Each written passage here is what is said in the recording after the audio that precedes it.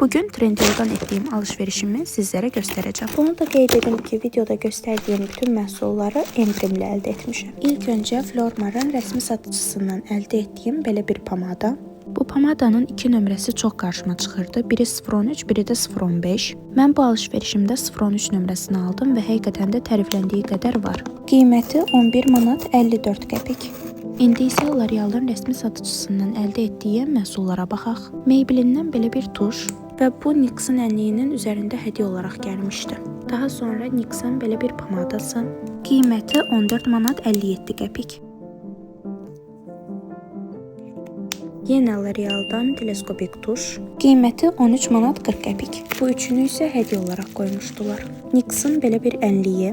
Rəng olaraq nömrəsi 04 gedir. Qiyməti isə 14 manat 67 qəpik. Videoda elə də çox bilinmir, amma pigmenti çoxdur.